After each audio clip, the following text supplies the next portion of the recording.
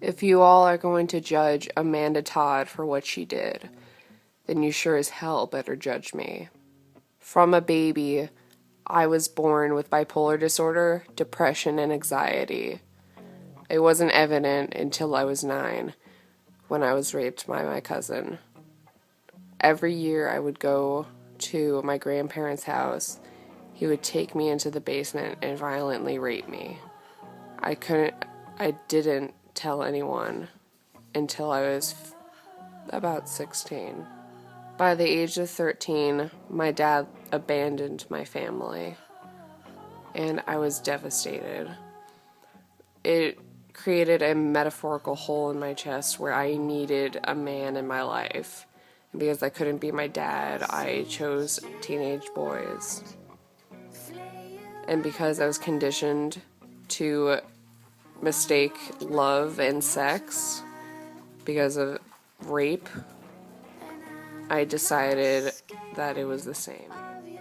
Because of my depression, I didn't have my first real best friend until 6th grade. She was the kindest person I could have ever met.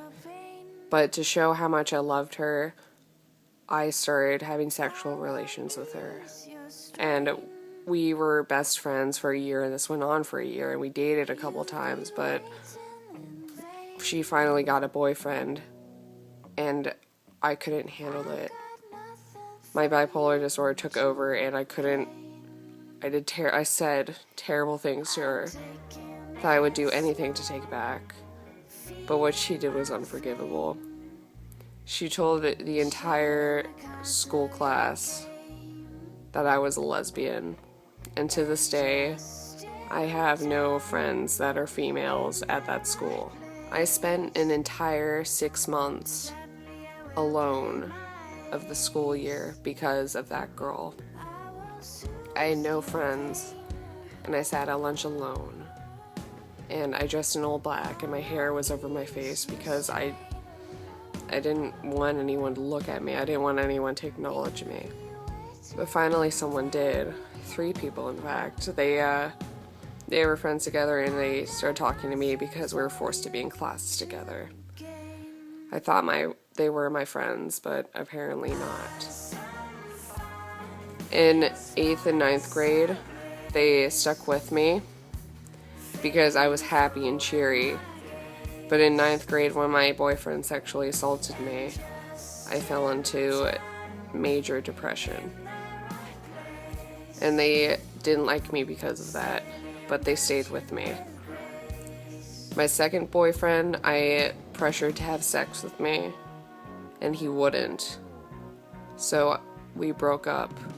I couldn't handle being rejected because I've been rejected by my father.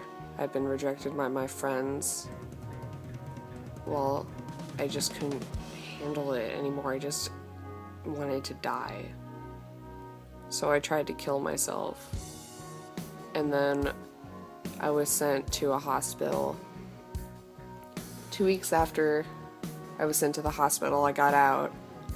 And the second I got out, I got another boyfriend. When we started dating, it became very sexual. And I quickly realized that sex isn't what I was looking for. But I didn't know any other way to express love, so I kept on doing it. I fell into deeper depression, and I started doing drugs. And I lost my friends. It was when my boyfriend didn't want anything to do with me did I try to kill myself. I tried laying in the road, but when no cars would come to my ultimate death, I decided to run away. I got in the car and I drove 40 miles away until my mom called the hospital. So I had to come back, and we went to the hospital and I was admitted in.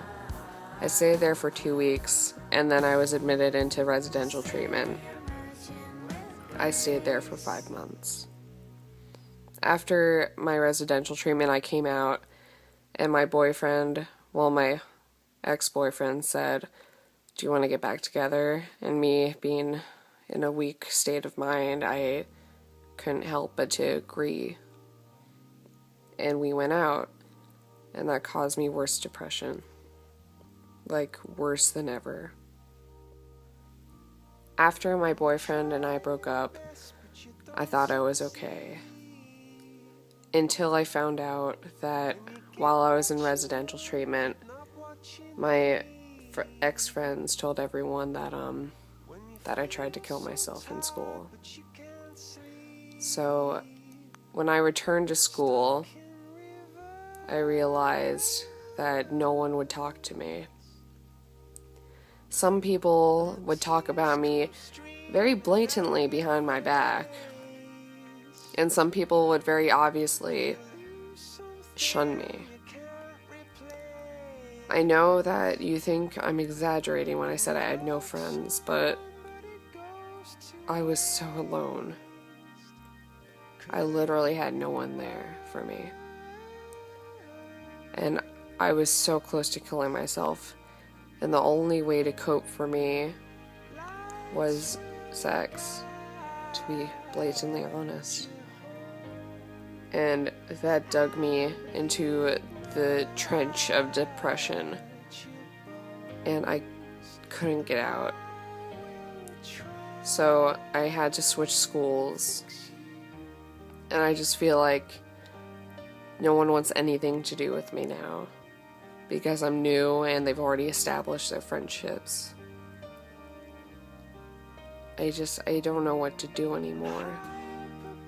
I have friends now, which is great, and I feel better than ever, but one boy can make me snap back to suicide. But I think I'm strong now, looking at Amanda's video, because I realize that's really not worth it. It's not worth killing yourself over. And I just wish that if I got to Amanda first, I think that she wouldn't have killed herself, because I was going through the exact same thing. I would have been her friend, and she would have been mine. Just really wish that she was still alive. She made mistakes, yes, but I've made more, and I'm still alive. Does that give me any more right to live?